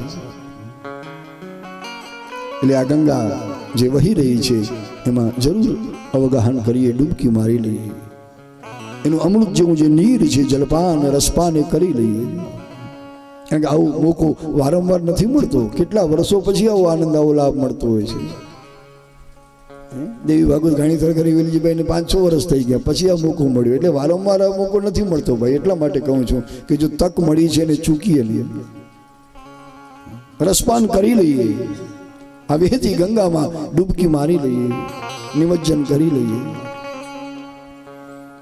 અને આ ગંગા એવી છે, તુલસીજીએ લખ્યું કે મજ્જન ફલ પેખીએ તત્કાલા, કાક હોય પીક બકૌ મરાલ. આ ગંગામાં જે ડૂબકી મારે એ કાગડા જેવા માણસો તો કોયલ જેવા બની જાય અને બગલા જેવા હંસ થઈ જાય. મજ્જન ફલ પેખીએ તત્કાલા, મજ્જન ફલ પેખીએ તત્કાલા, મજ્જન ફલ પેખીએ તત્કાલા, મજ્જન ફલ પેખીએ તત્કાલા, કાક હોય પીક બકૌ મરાલા, કાક હોય પીક બકૌ મરાલા, કાક હોય પીક બકૌ મરાલા, કાક હોય પીક બકૌ મરાલા. નમઃ શિવાય નમઃ શિવાય, નમઃ શિવાય નમઃ શિવાય, નમઃ શિવાય નમઃ શિવાય, નમઃ શિવાય નમઃ શિવાય, હર હર ભોલે નમઃ શિવાય, હર હર ભોલે નમઃ શિવાય, હર હર ભોલે નમઃ શિવાય, હર હર ભોલે નમઃ શિવાય, હર હર ભોલે નમઃ શિવાય, હર હર ભોલે નમઃ શિવાય. ભગવાન શંકરને હર કહેવાય છે, ભગવાન નારાયણ હરિ કહેવાય, ભગવાન શિવ હર કહેવાય. હરતીતિ હરહ અને હરતી ઇતિ હરિ, એ બધું હરી લે છે. આપણા પાપને હરે, આપણા 3 પ્રકારના ત્રિવિધ તાપને હરે, આપણા મનના સંતાપને હરે. એને હર કહેવાય, એને હરિ પણ કહેવાય. જે બધું હરી લે, આપણા દુઃખને હરે, આપણા દારિદ્ર્યને હરે, આપણા પાપને હરે, આપણા સંતાપને હરે, આપણા ત્રિવિધ તાપને હરે. આ હર કહેવાય. અને બહુ ભોળિયો દેવ હોવાથી ભોલે બાબા કહેવાય છે. ભગવાન શંકર બહુ ભોળા છે. એમના મનમાં કોઈ કૂડ કપટ નથી, કોઈ મેલ પાપ નથી. અત્યંત ભોળા છે ભગવાન. ભોળા ભોળા શંભુ તમને વેદ વખાણે. કોઈ ભક્ત કવિએ લખ્યું કે હે ભોળિયાનાથ, અરે અમે તો તમારા વખાણ કરીમાં શું નવાઈ, પણ 4 વેદો પણ હે ચંદ્રશેખર તમારા ગુણ ગાય છે. હે ભોળા ભોળા શંભુ તમને વેદ વખાણે, અમે તમારા વખાણ કરીમાં શું નવાય છે. 4 વેદો જેની પ્રશંસા કરી આ પરમાત્મા શિવ છે. કોઈ સામાન્ય મનુષ્ય નથી, આ સામાન્ય મનુષ્ય નથી, આ પરબ્રહ્મ પરમાત્મા છે. વડી બાબા બહુ ભોળા છે. અને આ ભોળ પણ જરૂરી છે. જેના કાળજે કૂડ કપટ ભર્યા છે આવો મનુષ્ય ભગવાનને બહુ ગમતો નથી. અરે કપટી માણસો આપણને નથી ગમતા, ભગવાનને ક્યાંથી ગમે છે? હે કપટી માણસો આપણને બીક લાગે કે માણસ બહુ કપટી છે, આપણને પણ ક્યારેક શીશામાં ઉતારશે. એટલે આવા માણસોથી આપણે પણ દૂર રહેતા હોઈએ. ભગવાનને આવા માણસો ક્યાંથી ગમે ભાઈ? જેના હૃદયમાં ભોળપણ છે, જેના હૃદયમાં સરળતા છે, જેનું હૃદય નિષ્કપટ છે, એવા જ મનુષ્ય ભગવાનને પ્રભુને પ્યારા લાગે છે, ગોવિંદને ગમે છે, ભગવાન વિશ્વનાથને વાલા લાગે આવા માણસો. બાકી કૂડ કપટ કરનારા, છલ કપટ કરનારા, બીજાને છેતરનારા માણસો પ્રભુને જરાય ગમતા નથી. ભગવાન શિવ આવા માણસોથી દૂર રહે છે. એ મંદિરમાં આવે તો ના પાડે નહીં, તું આવતો નહીં, ખબરદાર, છેટો રહેજે મારાથી, તું કપટી છે, લાખોને છેતરનારો છે. ભગવાનને બીક લાગે કે દુનિયાને છેતરીને આવ્યો છે, મારા પાસે આવશે તો મને પણ ક્યાંક છેતરી જશે. અને ઘણા લોકો ભગવાનને છોડતા નથી, ભગવાનને છેતરે. નવી કડકડતી નોટો પોતાના ખિસ્સામાં રાખે, સડેલી ભગવાનની પેટી મૂકી આવે. અરે ભાઈ, ભગવાન એને શું કરશે? આ લોકો ભગવાનને છેતરે તો જો નવી કડકડતી નોટ પોતાના ગજવામાં, અને સડી ગયેલી મંદિરમાં પેટી રાખી હોય ને, ઘણા દાનની પેટી રાખી બાપત રહી આવે. કેવા ચાલાક હોશિયાર માણસો થયા છે, કંઈ ખબર પડતી નથી. નોટબંધી થઈને એટલે જસંગભાઈ બરાબર છે, એ નડી ખરી બધાને, જો મને નડી, તમને નડેમાં શું નવાય છે? શું બાકી અમને પણ હાનિ પહોંચાડી એને, પણ શું થાય શું ભાઈ? સત્તા પાસે કોઈનું શાણ પણ હાલતું નથી. એક સિદ્ધાંત છે, નિયમ છે કે સત્તા પાસે કોઈનું શાણ પણ ના હાલે. તમે ગમે એટલા ચતુર હો, હોશિયાર હો, ધંધામાં પાવરદા હો, વેપારમાં, પણ સત્તા પાસે આપણે કંઈ ન કરી શકીએ. આ તો રાજાની આજ્ઞા કહેવાય. એ આજ્ઞા કોઈ ઉથાપી ન શકે, કોઈની તાકાત નથી. રાતોરાત બંધ થઈ ગઈ. એક સાસુમાએ બે દીકરા પરણાવ્યા, બબે વહુ આવી. સાસુમાના હરખનો ક્યાંય પાર નથી, કારણ કે બબે યુવાન દીકરાને પરણાવ્યા, બબે સુંદર વહુઓ ઘરમાં આવી. પછી આડોશી પાડોશી એમ જોવા આવે, મોઢું જોવાને પૂછે સાસુમાને કે તમારી વહુઓ કેવી છે? તો સાસુમા કે એક 500 રૂપિયાની નોટ જેવી, બીજી 1000 જેવી છે. બે નકામી, 500 ની હવે તો નવી નીકળી. એટલે બહુ મુશ્કેલી બધાને થઈ છે, એવું નથી, કોઈને છોડ્યા નથી. તો મતલબ ભગવાનને છેતરવાની કોશિશ ના કરજો, કારણ કે ઈશ્વર છે, બ્રહ્મ છે, કોઈથી નહીં છેતરાય. પણ ઘણા લોકો કરતા હોય છે, સારી વસ્તુ પોતે વાપરે, નબળામાં નબળી ભગવાનને અર્પણ કરે છે. ભગવાન એને શું કરે ભાઈ? એની સામે નજર નહીં નાખે, એને આરોગ્યની વાત તો દૂર રહી, પણ નજર નહીં કરે. ઈશ્વરને જે કંઈ અર્પણ કરો, ભલે થોડું આપો, પણ સારામાં સારું, ઉત્તમમાં ઉત્તમ પદાર્થ એ વસ્તુ હોવી જોઈએ. નબળી ન ચાલે, સડેલી બગડેલી ન ચાલે. નહીતર જેવું દેશું એવું લેશું. આ સીધો સિદ્ધાંત છે કર્મનો. ઈશ્વરને આપણે સડેલું બગડેલું કોઈ પણ વસ્તુ ધરશું તો આપણને એવું જ મળશે. જેવું કરો એવું ભરો. બહુ સરસ સિદ્ધાંત છે. આ નિયમ છે સીધો કર્મનો સિદ્ધાંત. એટલા માટે જેમ બને જ્યારે પણ પૂજા પાઠ કરો, કંઈ પણ, તો સારામાં સારો પદાર્થ, સારામાં સારી વસ્તુ જે પૂજામાં વપરાય છે એ ભગવાનને અર્પણ કરીએ, તો આપણને પણ એવી ઉત્તમ વસ્તુ પ્રાપ્ત થશે, નહીંતર નહીં મળે. આ સીધો નિયમ છે. લોકો આજ બહુ ચતુર બન્યા છે, ભગવાનને છેતરવાનું છોડતા નથી. તો જે ભગવાનને ના છોડે બીજાને ક્યાંથી છોડે? એટલે આવા કપટી માણસો પ્રભુને ગમતા નથી, જેના હૈયામાં ભોળ પણ હોય. ભોલે બાબા ભગવાન શિવ અત્યંત ભોળા છે, બહુ ભોળા. એક ગામમાં જંગલમાં ભગવાન ભોળિયાનાથનું મંદિર, શિવ મંદિર વગડામાં, એક ચોર પહોંચી ગયો ચોરી કરવા. ત્યાં ચોર રાજી થઈ ગયો છે કે એક ભક્ત અહીં છે નહીં. પૂજારી મહારાજ પણ ઘર ભેગા થઈ ગયા છે. બપોર સમયનું ભોજન, ભૂખ લાગી એટલે જમવા ક્યાં લાગે છે. તાળું તોડ્યું, મંદિરમાં પહોંચી ગયો. જોયે તો ભગવાન શિવના લિંગ ઉપર મોટું બધું ચાંદીનું છત્ર લટકે છે. ચોર ખુશ થઈ ગયો કે આજ આપણી દિવાળી પાકી ગઈ, આજ સારું મુહૂર્ત જોઈને નીકળ્યો લાગુ છે. પણ હવે છત્ર બહુ ઊંચું ટીંગાડેલું હતું, પહોંચવું કેમ? એ પોતે ઠીંગણો હતો. હાથ ઊંચા કર્યા, 2-4 ઠેકડા માર્યા, પણ પહોંચ્યો નહીં. પણ અહીંયા નીચે નજર કરી તો આવડું મોટું શિવલિંગ છે. ચોરે વિચાર કર્યો કે આ સારું ટેબલ જેવું. હવે એને શું, ભગવાન ભોળાનાથનું આ લિંગ છે, પરમાત્મા શિવ, એને કોઈ ભાવ નથી, કોઈ સમજણ નથી. શિવલિંગ ઉપર ચડી ગયો છત્ર છોડવા માટે. ત્યાં તો ભગવાન ભોળિયોનાથ પ્રગટ થયા છે. હાથમાં ત્રિશૂળ, એક હાથમાં ડમરું. બોલો ગભરાણો છે, ઉતરીને સીધો પગમાં પડ્યો. હે ભોલેનાથ, કૃપા કરજો, ત્રિશૂળ હાથમાં રાખજો, મારશો નહીં મને. આજ પછી કોઈ દિવસ કોઈ મંદિરમાં જઈશ નહીં, ક્યારે ચોરી કરીશ નહીં. ભગવાન કે તને મારવા નથી આવ્યો, વરદાન દેવા આવ્યો છું. હે શું વાત કરો? તો કે અરે પણ એવું મેં શું કર્યું? નથી તમારી પૂજા કરી, નથી કોઈ પાઠ કર્યા, નથી નામ જપ કર્યા. ઘોડીઓ નાથ કે બીજા લોકો આવીને પાણીના લોટા ચડાવે, કોઈ બીલીના પાંદડા, તું તો આખો ચડી ગયું મારા ઉપર. જો હજી સુધી આવું કોઈએ કર્યું નથી. આખું શરીર તે મને સોંપી દીધું, એટલા માટે તારા પર બહુ રાજી તો માગી લે વરદાન, પછી તો શું બાકી રાખે. બહુ ભોળિયો ના, બહુ દયાળુ દેવ છે. મહાદેવ જેવો કોઈ, મેં ગઈકાલે પણ કહ્યું કે એના જેવો ઉદાર કોઈ બ્રહ્માંડમાં થયો નથી ને હવે પછી થવાનો નથી. ऐसो को उदार जग माही, बिनु सेवा जो द्रव्य दीन पर शिव सरिज को नाही, ऐसो को उदार जग माही.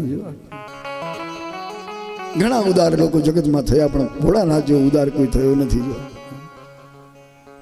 રાવણને આખી લંકા સોનાની આ ભોળાનાથે દીધી. તમે જુઓ એની પાસે ક્યાં હતી?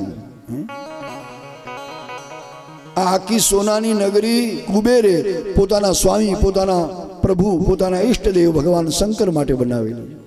કુબેર ધન ભંડારી કહેવાય, નવ નવ નિધિઓના માલિક છે. ભગવાન શંકરના સેવક છે. આગળ કથા આવશે શિવપુરાણમાં કુબેર કોણ હતા એના 3 જન્મની કથામાં બતાવી શિવપુરાણ. ત્રીજે જન્મે કુબેર બને એના પહેલાના 2 જન્મની કથામાં છે. તો કુબેરે ભગવાન શિવ માટે આખા સોનાની આ નગરી બનાવી. શિવજીને વિનંતી કરી કે હવે આ સ્મશાનમાં તમે રહો છો, મને ગમતું નથી, હું આપનો સેવક છું, આપની કૃપાથી, આપના આશીર્વાદથી મને આ સંપત્તિ 9 નિધિઓ મળી છે. મારા માલિક સ્મશાનમાં રહે અને હું મોટા મહેલમાં આવું કેમ બની શકે? માટે આપ પણ આ સુવર્ણ મહેલમાં બિરાજો. ભગવાન શિવ પણ કુબેર ત્યાં મારા માટે આ નગર બનાવ્યું, સોનાનો બંગલો સારું છે, પણ એમને એમ રહેવાની વાસ્તુ કરાવવું પડે. વાસ્તુ શાંતિ યજ્ઞ કરવો પડે. એમને એમ ઘરમાં રહેવા ન જવાય, તો જ ઘરમાં માણસ સુખીથી જીવી શકે, રહી શકે. કોઈ વિદ્વાન બ્રાહ્મણને બોલાવવું પડે. કુબેરે કહ્યું મારા ભાઈ રાવણ એ જ વિદ્વાન છે, સંસ્કૃતનો જ્ઞાતા છે, વેદના સ્વર જેણે રચ્યા. એ રાવણને બ્રાહ્મણ તરીકે બોલાવ્યો વાસ્તુ કરવા. અને આ પણ વિદ્વાન માણસ શિવ પાર્વતીને બેસાડ્યા, આખું ધામધૂમથી વાસ્તુ કર્યું. પણ પછી દક્ષિણા આપવી પડે ને મહારાજને. શિવજીએ પૂછ્યું ગોર બાપા હવે આ દક્ષિણા શું આપીએ? તો કે દક્ષિણા બીજું કંઈ જોતું નથી, આ સોનાનો બંગલો આપી દો, આ નગરી આપી દેજો, વધારે કંઈ નથી જોતું. જેનું વાસ્તુ કરવા તમે મને બોલાવ્યો, આખું નગર માગી લીધું. અને આ એ ભોળિયો નાથ કેટલો ઉદાર, કેવો દાતાર. એક ક્ષણનો પણ વિચાર કર્યા વગર ભવાની પડખે બેઠા છે, છતાં પૂછ્યું નથી કે દઉં કે ન દઉં. રાવણને કીધું આ લંકા દીધી તને. રાવણ કો તુને લંકા દી હૈ, આપી દીધી ને કઈ. મારા માટે આ સ્મશાન જ બરાબર છે, આ મસાણમાં હું બેઠો છું એ જ બરાબર. મારે આ સોનાની લંકા શું કરવી છે? આવડું મોટું નગર બનાવ્યું કુબેરે, પણ આ બધું મારાથી ન સચવાય, તું જ લઈ જાય. રાવણ ખુશ થઈ ગયો. રાવણે કહ્યું પણ મહારાજ પછી એમને એમ ન ચાલે, દક્ષિણા પછી થોડી ભૂઈસી દક્ષિણા આપવાનો શાસ્ત્રનો નિયમ છે, વધારાની દક્ષિણા આપવી પડે. તો કે એમાં શું દઉં? તો કે પાર્વતી આપી દો. કેટલો દુષ્ટ માણસ તમે જો. રાવણ પાર્વતીજીને માગી લીધા છે, આ એ ભોળિયો ના નથી પાડી. પાર્વતીજીને કહ્યું કે આજ સુધી મારી સેવા કરીએ, હવે મારા આ ભક્ત છે રાવણ સેવક, તમે એની સાથે જાઓ લંકામાં. અને આ એમાં જગદંબા ભવાની છે, પતિદેવની આજ્ઞા માથે ચડાવી જવાની તૈયારી કરે. રાવણ આગળ, માં ભવાની પાછળ.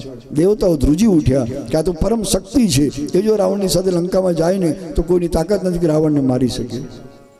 આદિ શક્તિ છે ને આમાં જગદંબા ભવાની. એ જો રાવણની લંકામાં પહોંચી જાય તો કોઈની તાકાત નથી કે રાવણનો સંહાર કરી શકે. અને રાવણે 3 ભુવનને બહુ ત્રાસ આપ્યો છે, મળેલી શક્તિનો એણે દુરુપયોગ કર્યો છે.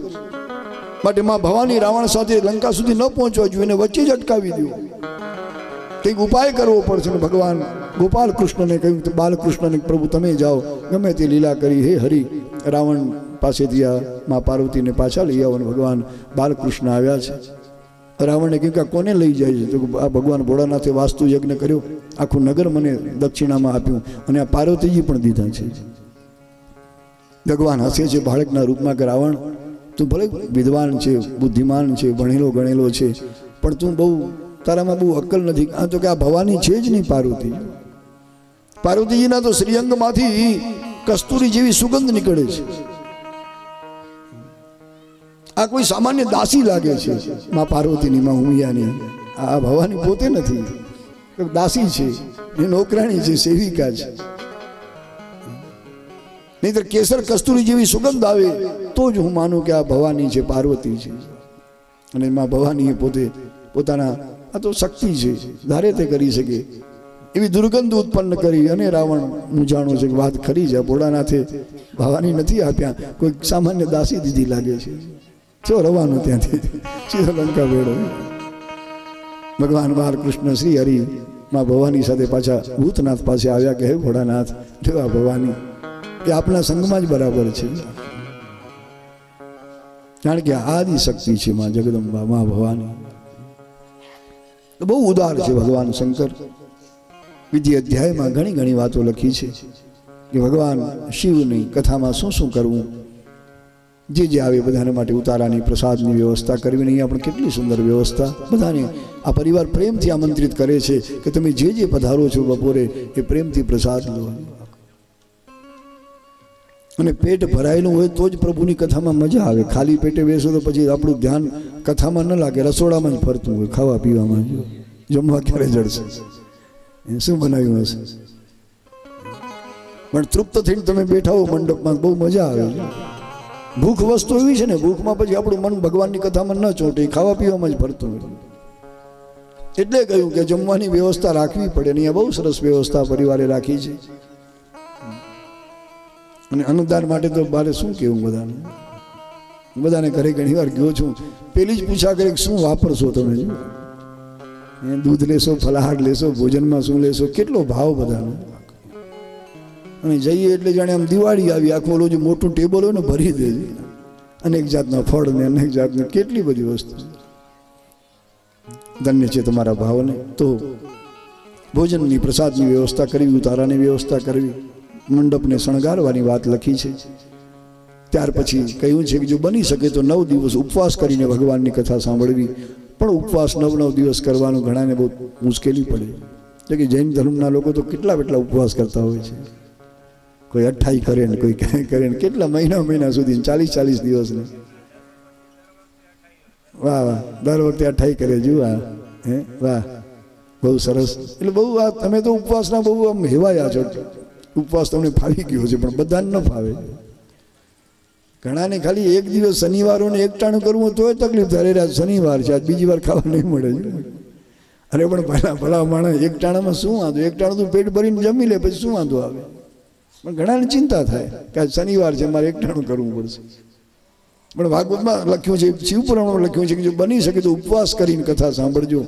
કદાચ ઉપવાસ ન થાય, ઉપવાસમાં પણ સાવ ભૂખ્યા ન રહેવું. પયપાનમ ઘૃતપાનમ ફલાહારેણ વાપુના, દૂધ પીઓ, ઘી પીઓ, ફલાહાર કરો, એમ લખ્યું. દૂધ પીવાની છૂટ આપી છે, ઘી પીવાની પણ છૂટ આપી. પણ આજ તો દૂધ અને ઘીમાં પણ ભેળસેળ થવા લાગ્યા છે. જ્યારથી માણસ ભેળ ખાતા શીખ્યો ત્યારથી પોતે ભેળસેડિયું બની ગયું. એકે વસ્તુ એને ચોખ્ખી રહેવા દીધી નહીં. દૂધમાં ભેળસેળ, ઘીમાં ભેળસેળ, મસાલામાં ભેળસેળ, અનાજમાં ભેળ, એકે વસ્તુ એને શુદ્ધ રહેવા દીધી નહીં. દૂધ પીવાની વાત નથી. ઉપવાસમાં સાવ ભૂખ્યા ન રહેજો, ભૂખ્યા ભજન નહીં થાય. દૂધ પીઓ, ઘી પીઓ, ફલાહાર કરો, ફળનો આહાર. પણ એટલાથી ન ચાલે તો આખા દિવસની કથા પૂરી થાય ત્યારે સાયંકાલે એક વખત ભોજન કરી લેજો. એકટાણું કરો. માની લો એકટાણાથી પણ ન ચાલે, બહુ ભૂખ આપણને લાગતી હોય તો શું કરવું. પણ આપણા ઋષિઓ બહુ દયાળુ છે, ઉદાર છે, એમને છૂટ આપી. કદાચ એકટાણાથી પણ ન ચાલે તો ભલે 2 ટાણા જમજો. અરે નાસ્તો કરજો, છૂટ છે, ખાવાની મનાઈ નથી. પણ એટલું યાદ રાખજો કે આ જે 9 દિવસ આપણને મળ્યા છે એ ભજન માટે મળ્યા છે. ભોજન ગૌણ છે, ભજન આપણું મુખ્ય છે. ભોજન જરૂર કરજો, મનાઈ નથી કોઈને. આપણા ઋષિઓ કોઈને ભૂખી મારવા નથી માંગતા. પણ આજે કથાના દિવસો આપણને મળ્યા છે, પછી 7 દિવસ હોય તો ભલે, 9 દિવસ હોય તો ભલે, એ ભજનના દિવસો છે. ભોજન ત્યાં ગૌણ, ભજન પ્રધાન છે, મુખ્ય છે. તુલસીદાસજી લખે છે પોતાની દોહાવલીમાં કે હરિ ભજન में आलसू और भोजन में होशियार, तुलसी ऐसे मनुज को बारंबार धिक्कार.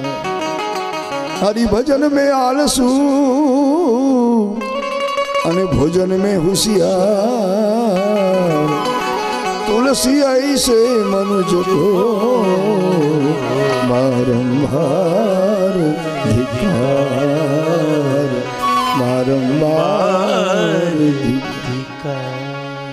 બહુ સરસ દોહો દોહાવલીમાં ગોસ્વામીજી આપણને આપ્યો કે જેને હરિભજનમાં આળસ થાય છે, ભજનમાં આળસ થાય અને ભોજનમાં તમે આમ હાકલ કરી નથી, હળી કાઢે. સૌથી પહેલો ગોઠવાઈ જાય જલ્દી પીરસો, બહુ ભૂખ લાગી છે. હરિહરની હાકલ પડી નથી, માણસ હળી કાઢીને પહોંચી જાય, સીધો મંડપમાં ગોઠવાઈ જાય. તુલસીદાસજી લખે કે ऐसे मनुष्य को बारंबार धिक्कार, એને ધિક્કાર છે, જીવન શું કામનું? ઘણા એવા માણસો હોય કે જાણે ખાવા માટે જ કેમ જન્મ્યા ન હોય.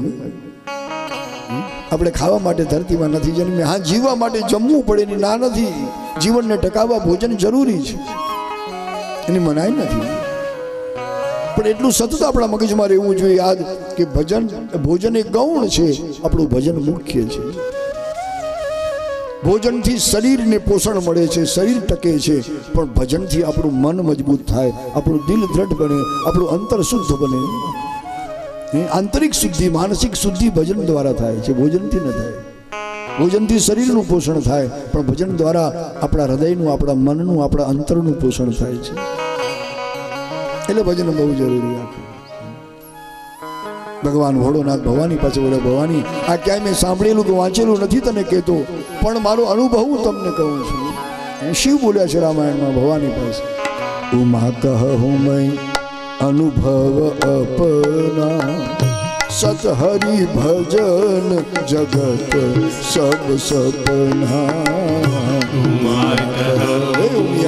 હે પાર્વતી અનુભવ અપના, સત હરિ ભજન જગત સબ સપના. उमा कहूँ मैं अनुभव अपना, उमा कहूँ मैं अनुभव अपना, उमा कहूँ मैं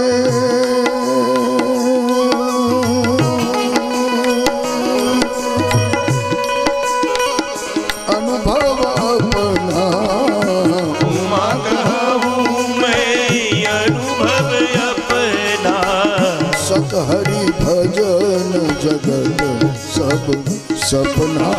सत हरि भजन जगत सब सपना. सत हरि भजन जगत सब सपना. सत हरि भजन जगत सब सपना.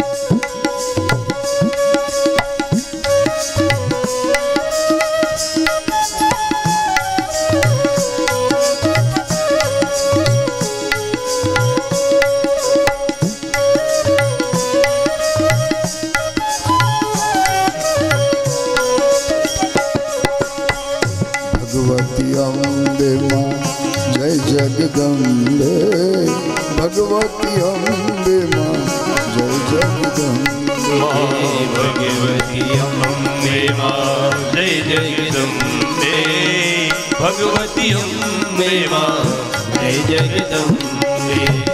भगवती अम्बे माँ जय जगदम्बे, भगवती अम्बे माँ जय जगदम्बे. भगवती अम्बे माँ जय जगदम्बे, भगवती अम्बे माँ जय जगदम्बे. ब्रह्माणी अम्बे माँ,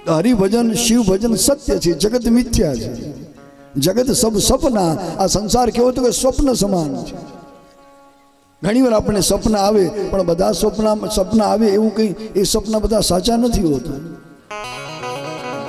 એક ભાઈને તો સપનામાં આખી તિજોરી દેખાણી રૂપિયાથી ભરેલી, પણ જ્યાં સવારે જાગે તો કાંઈ ન મળે. ટન ગોપાલ જેવા. સંસાર સ્વપ્ન સમાન છે. અને આવા સંસારમાં શિવનું ભજન, હરિનું ભજન એ સત્ય છે. ભગવાન શંકર સ્વયં બોલે, અનુભૂતિનો આ વિષય એમણે બતાવ્યો છે કે મારો અનુભવ છે. આ ક્યાંય મેં કોઈ પુસ્તકમાં ચોપડીમાં વાંચી નથી કહેતો. સત હરિભજન જગત સબ સપના. 7 દિવસ ભોજન જરૂર કરજો, ખાવા પીવાની કોઈને મનાઈ નથી. બહુ સરસ વ્યવસ્થા મારા વેલજીભાઈના પરિવારે રાખી છે. અને બધાને કેટલા ભાવથી આમંત્રણમાં જયશંકરભાઈ આપતા હોય છે. કોઈએ એમને એમ જવાનું નથી ભૂખ્યા અહીંથી. પ્રભુનો પ્રસાદ છે ભગવાન ભોળિયાનાથનો. એ આરોગી તૃપ્ત થઈને પછી જાઓ તમે. અને આપ સૌ ખરેખર એ સ્વીકારો છે, એનો આનંદ છે. ક્યારે પણ ભગવાનનો પ્રસાદ લેવામાં સંકોચ કરવો જ નહીં. હાકલ પડી નથી કે હાજર થઈ જવાનું. જમવામાં પહેલા રહેવું અને બાજવામાં છેલ્લા રહેવું, આટલું યાદ રાખજો. ભોજનમાં પહેલા સારા, કારણ કે પછી બધું ખાલી થવા આવે ને પછી આપણે પહોંચીએ, પછી અમુક વસ્તુ તો ભાઈ ખાલી થઈ ગયા, ભક્તો વધી ગયા, પછી આપણે મોઢું બગાડવું પડે. એના કરતાં જમવામાં પહેલા અને બાજવામાં છેલ્લા રહેવું ઝઘડામાં. કારણ કે ચારે બાજુ તો આમ તડાપીટ બોલતી હોય ને જો પહેલા જઈએ તો આપણું માથું ભાંગે. છેલ્લા સારા ભાગવા થાય છે. અને ઝઘડામાં છેલ્લા સારા અને જમવામાં પહેલા સારા. એમાં આગળ રહેવું. ક્યાં લડાઈ ઝઘડો થાય તો છેલ્લે રહેવું. મોકો જોઈને વાર કરો. તો ઉપવાસ કરવાની વાત કરી, જો થઈ શકે તો ઉપવાસ કરજો. કેટલીક વસ્તુ ખાવાની પણ મનાઈ કરી આમાં, કે 9 દિવસનો આ વ્રત જ્યાં સુધી આપણું ચાલુ હોય ત્યાં સુધી કોઈ પણ વ્રતને તમારે સફળ કરવું હોય તો ડુંગળી ન ખવાય, લસણ ન ખવાય, ગાજર ન ખવાય, મૂળા ન ખવાય. આવા બધા કંદ ખાવાની મનાઈ કરી શિવ પુરાણમાં. દેવી ભાગવતમાં પણ આવા બધા શ્લોકો છે. ઘણું ખાવાની મનાઈ કરી છે. જૈન ધર્મમાં પણ એ જ બધી વાતો છે બધી. જેમાં વધારે બીજ હોય વસ્તુ ખાવાની, રીંગણા ખાવાની મનાઈ કરી લો. કારણ કે એક બીજમાં જીવ રહેલો છે. એ બીજ તમે ધરતી માનો કે નવો છોડ અને નવા ફળેમાં લાગે, એટલે એ બધી વસ્તુઓ ખાવાની મનાઈ કરી. બધી જ વાત. એનું કારણ કે જે આપણા શાસ્ત્રો છે બધા બહુ લાખો વર્ષ પહેલા લખાયેલા છે. જૈન ધર્મ એ જ બધી વાતોને માની છે, સ્વીકારી છે. એમાં કંઈ ખોટું નથી. બીજવાળી વસ્તુઓ ખાવાની, કંદ ખાવાની બધી મનાઈ કરી. કોઈ પણ મદિરાપાન કરવાની મનાઈ કરી, માંસાહાર કરવાની ચોખ્ખી મનાઈ કરી. કારણ કે પ્રત્યેક જીવમાં એ જગદીશ્વર થાવ જગદંબા બિરાજે છે. એ જીવને મારીને એનું માંસ ખાવું એ ભયંકર પાપ છે. આ રાક્ષસી વૃત્તિ છે, આસુરી સ્વભાવ છે. પણ આવા અસુરો આજ દુનિયામાં વધી ગયા છે. આજ આવા લોકોને કારણે કેટલાય જીવોની, અસંખ્ય જીવોની હિંસા થઈ રહી છે. વિદેશમાં તો જે ચાલતું હોય તે, પણ આપણો દેશ પણ એનાથી બાકાત નથી. આપણને બહુ દુઃખ થાય આ બધું જાણીને. આજ રોજ કેટલા બધા કતલખાનાઓ બન્યા છે આ દેશમાં, સેંકડોની સંખ્યામાં, 1-2 નહીં. અને લાખો જીવો કપાઈ રહ્યા છે. જે દેશમાં અહિંસાના પૂજારી ભગવાન મહાવીર જેવા, ભગવાન બુદ્ધ જેવા, અને એક આપણા ગીતા તમે વાંચો તો ભલે તમામ શાસ્ત્રોમાં અહિંસાની જ વાત સ્વીકારી છે. કોઈ હિંસા કરવાની છૂટ આપી જ નથી. કોઈ ધર્મને નામે, કોઈ દેવી દેવતાને નામે, કોઈ યજ્ઞને નામે પણ ક્યારેય હિંસા ન કરજો. પણ આજ અમુક આસુરી વૃત્તિના લોકો માટે હજારોની સંખ્યામાં કતલખાના બન્યા છે, લાખોની સંખ્યામાં જીવો કપાઈ રહ્યા છે. એમાં આપણી પ્યારી પ્રભુની પ્યારી ગાયો પણ બાકાત નથી રહી. આ બધું બંધ થવું જોઈએ સદંતર. ઘણી વાર કથામાં આપણા અનેક સંતો મહંતોએ ઘણા આંદોલનો કર્યા છે, ઘણા ઉપવાસો કર્યા છે, પણ હજી સુધી કંઈ બંધ થયું નથી. ઉલટાનું વધતું જાય છે બધું. ભગવાન સ્વયં ત્રિશુળ લઈને ઉતરે કૈલાસ પરથી તો જ શક્ય બને. બાકી કોઈની તાકાત નથી કે આ બધું બંધ કરાવી શકે. કૈલાસ પરથી આમ ત્રિશુળ લઈને આવે, ખાલી હાથે નહીં. કારણ કે કતલખાના ખોલ્યા નથી, ત્રિશુળ ભરાયું નથી, તો જ આ બધું અટકશે. નહીં તો ત્યાં સુધી નહીં અટકે. કોઈની તાકાત નથી. આ દેશમાં હજારોની સંખ્યામાં કતલખાના, લાખો જીવો રોજ કપાય. તમે વિચાર કરો, આટલું બધું લોહી જ્યાં રેડાતું હોય ત્યાં પછી ધરતીકંપ કેમ ન થાય? માં ધરતીનું હૈયું આજ ફફડી ઉઠ્યું છે, કાપી ઉઠ્યું છે. જીવ હિંસા માં ધરતી પણ સહન કરી શકતા નથી. કોઈ પણ જીવનું લોહી રેડાય માં ધરતી સહન ન કરી શકે. એટલે ધરતી એટલે વૈજ્ઞાનિકો ગમે તે કારણ બતાવતા હોય. વૈજ્ઞાનિકો એમ કહે કે ધરતીની અંદર આમ ઉર્જા બહુ થાય ને ઉથલ પાથલ થાય ની પ્લેટો બધી ખસે છે, ધરતીકંપ થાય છે. પણ એવું નથી. આજ હિંસા વધી ગઈ, પાપ વધ્યું, એટલા માટે આ ધરતીનું હૈયું કાપી રહ્યું છે, ધરતી ધ્રુજી રહી છે. એનું કાળજું કકડી ઉઠ્યું છે માં ધરતીનું. એ હિંસાનો પાપનો ભાર માં ધરતી પણ સહન કરી શકતા નથી. ખાસ વ્યાસપીઠ પ્રતિ નિવેદન કે તમામ હિંસા, તમામ કતલખાના હંમેશા સદંતર બંધ થવા જોઈએ. અમુક જે નોંધાયેલા છે તમે એને રાખો, જે નથી નોંધાયેલા સરકારના ચોપડે એને તમે બંધ કરો. એનાથી શું વળે ભાઈ? બધા જ બંધ થવા જોઈએ. એ પછી લીગલી હોય કે અનલીગલ ચાલતા હોય, બધા જ બંધ, સદંતર બંધ થવી જોઈએ હિંસા આ દેશમાંથી. કારણ કે આપણે અહિંસાના પૂજારી છીએ. અહિંસા પરમો ધર્મ, આ સૂત્ર આપણે સ્વીકાર્યું છે. એટલે કોઈ દેવી દેવતાને નામે, કોઈ યજ્ઞને નામે, કોઈ ધર્મને નામે, કોઈ બલિદાનને નામે ક્યારે પણ જીવની હિંસા કરવીને ચોખ્ખી મનાય છે. તમે કોઈ પણ શાસ્ત્ર હાથમાં લ્યો, ગીતા વાંચો, રામાયણ વાંચો, દેવી ભાગવત વાંચો, શિવપુરાણ વાંચો, ગમે તે ગ્રંથ, હિંસાની છૂટ કોઈ આપી જ નથી. અહિંસા એ પરમ ધર્મ છે. પરમ ધર્મ શ્રુતિ વિદિત અહિંસા. પરમ ધર્મ શ્રુતિ વિદિત અહિંસા. પરમ ધર્મ બધા કરતા શ્રેષ્ઠ ધર્મ છે અહિંસા. પરમ ધર્મ શ્રુતિ વિદિત અહિંસા. પરમ ધર્મ શ્રુતિ વિદિત અહિંસા.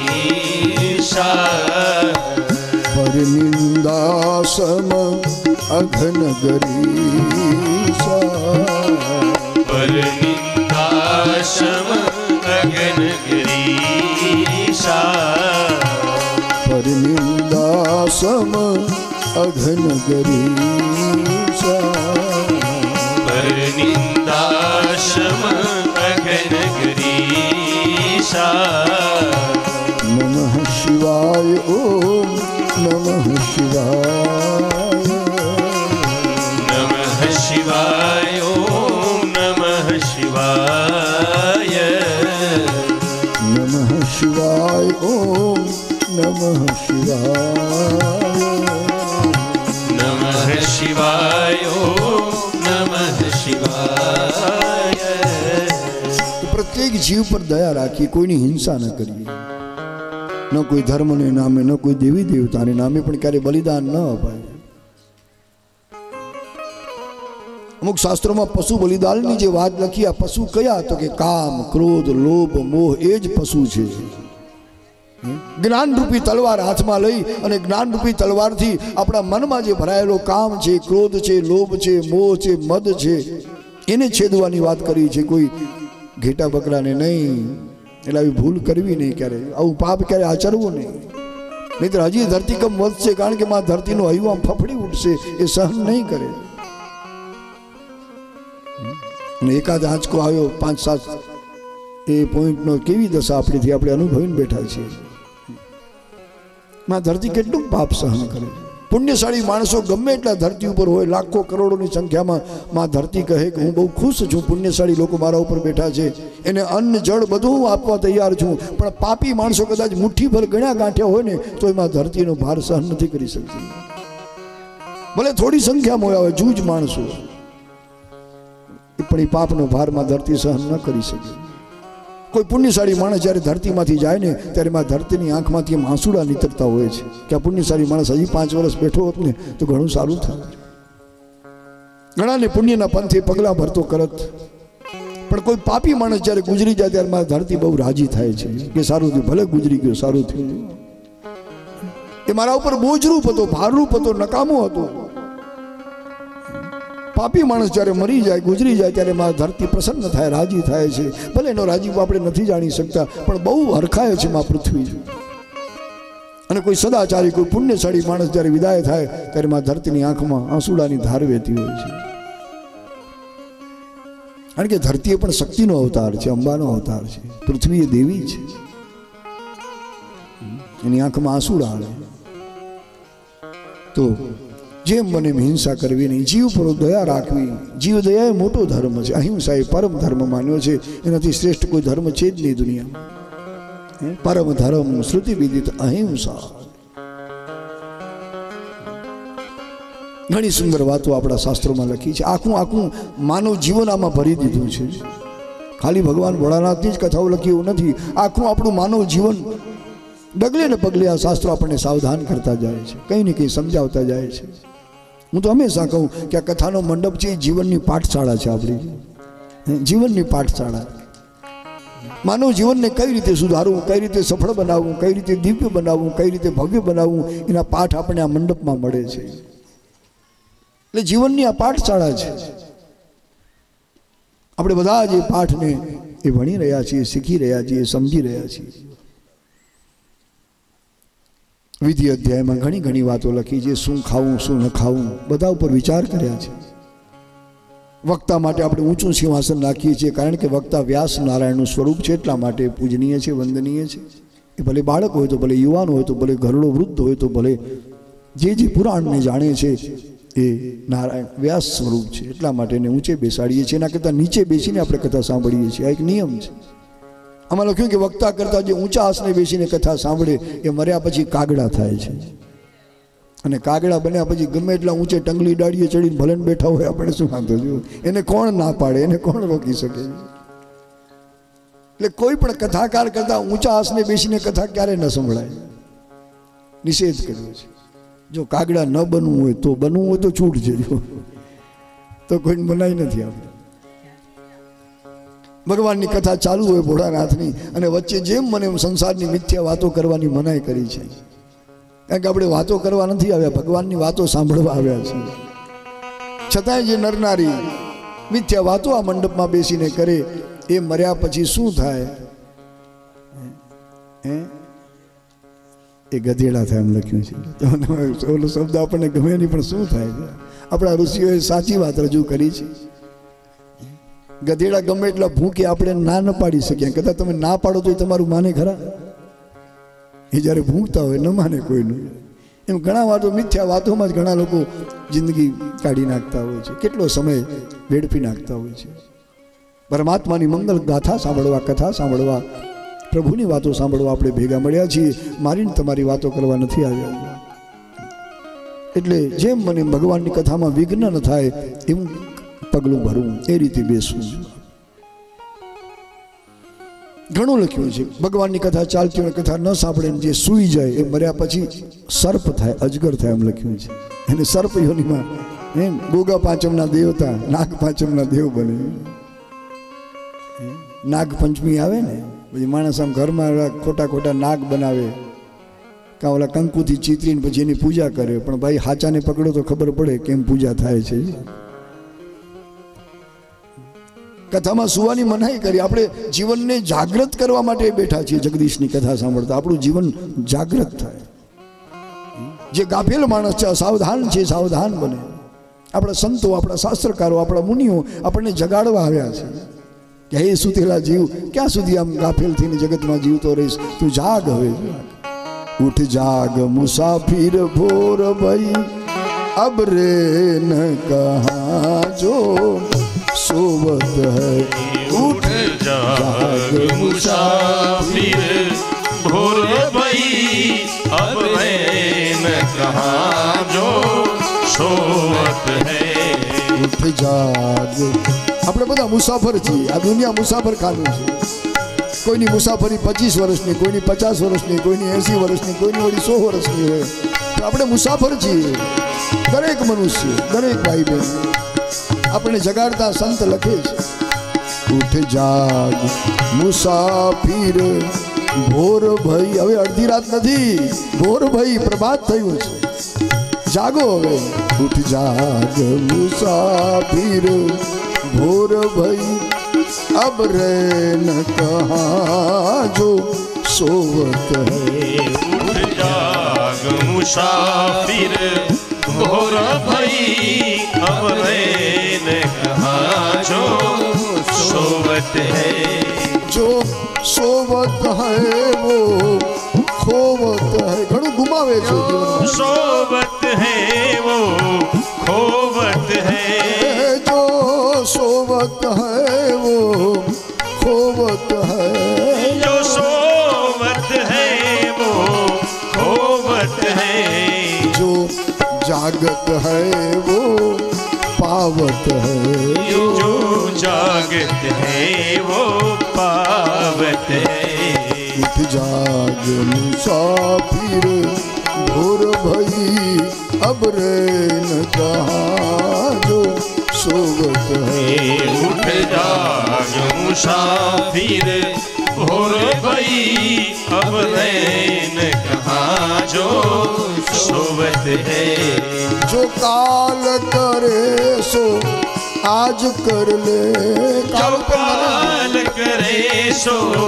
आज कर ले जो आज करे सो अब कर ले जो आज ना घना कलाक छे ने भाई अब कर ले जो आज करे सो अब कर ले जो आज करे सो अब कर ले जब चिड़ियन खेती चुग डाली जब चिड़ियन खेती चुग डाली फिर पछताए क्या होवत है फिर पछताए क्या होवत है उठ जाग मुसाफिर भोर भई अब रैन कहाँ जो सोवत है उठ जाग मुसाफिर भोर भई अब रैन कहाँ जो सोवत है अब रैन कहाँ जो सोवत है ये अब रैन कहाँ जो सोवत है अब रैन कहाँ जो सोवत है